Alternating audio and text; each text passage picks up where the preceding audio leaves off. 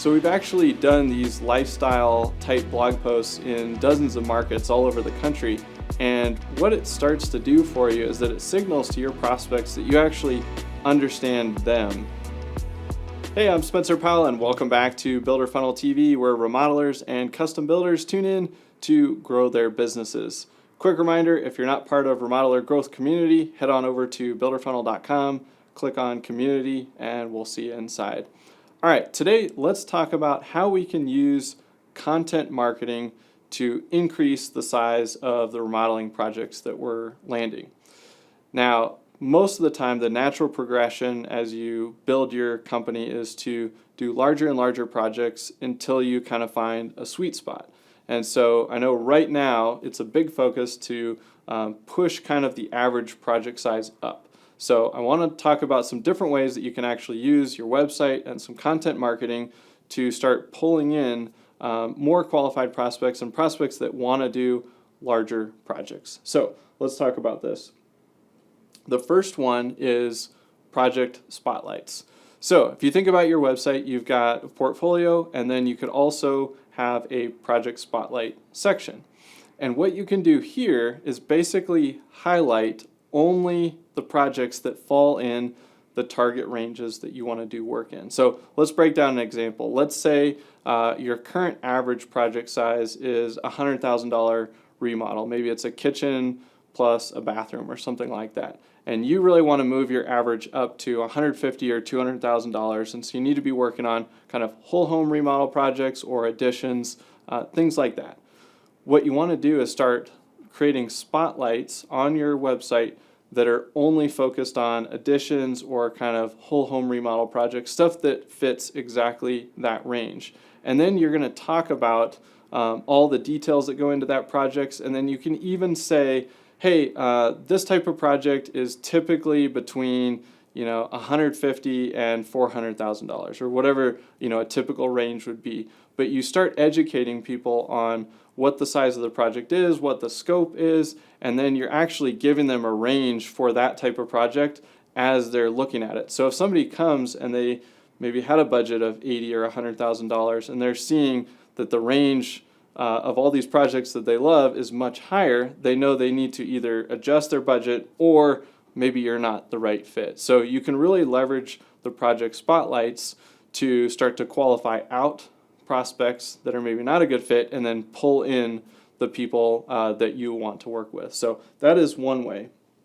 The other one is just straight up pricing information and pricing blog posts. So same kind of concept as the project spotlight, but you can actually just not have a specific project and you're just going to talk about cost. And so all the pricing information on your website is just going to talk about different types of projects that you do and in the ranges that you want to do them in. So again, if you only do kitchens between $50,000 and $150,000, then you're going to talk about that being the cost and why you might be on the low end, why you might be on the high end, or why you might be in the middle of that range.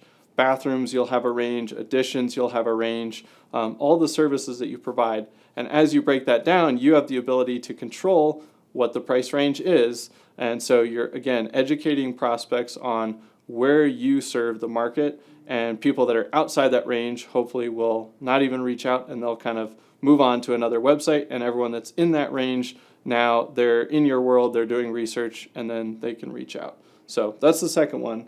And the third one is lifestyle content. So a good example of this is you think about somebody that's going to do a $250,000 remodel project, probably has some expensive hobbies. They're probably a high income earner, higher net worth. So you're going to start writing blog posts around lifestyle content. So this could be the best country clubs in your area, or maybe the top golf courses in the area. It could also be other expensive hobbies like boating.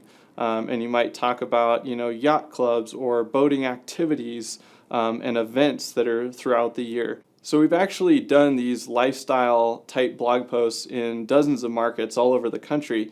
And what it starts to do for you is that it signals to your prospects that you actually understand them And when you're creating this content, you may be thinking, well, why do I want to write about boating activities or country clubs when I do remodeling? And what you're trying to do is actually attract your target market.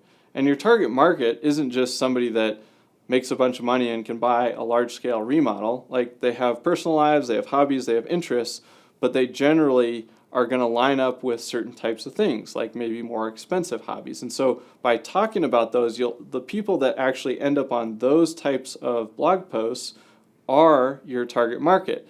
And now that they're on your website, they can go look at your portfolio and your project spotlight, and they can learn about your services, and they can get on your email list, and now we can stay in touch with them. And so what you're doing is you're a little bit playing the longer game here in terms of attracting your audience and saying, hey, I just want to attract my audience, and then over time I know some of those people are going to do projects, and then they'll do projects with me because I've been the one kind of helping them and educating them and really understanding them, and not just in the areas of remodeling. So don't sleep on the lifestyle content. These have been some of our best performing posts over the last few years. But think about who that perfect customer is, and then what are they interested in just all around, not just having to do with design trends and remodeling related activities.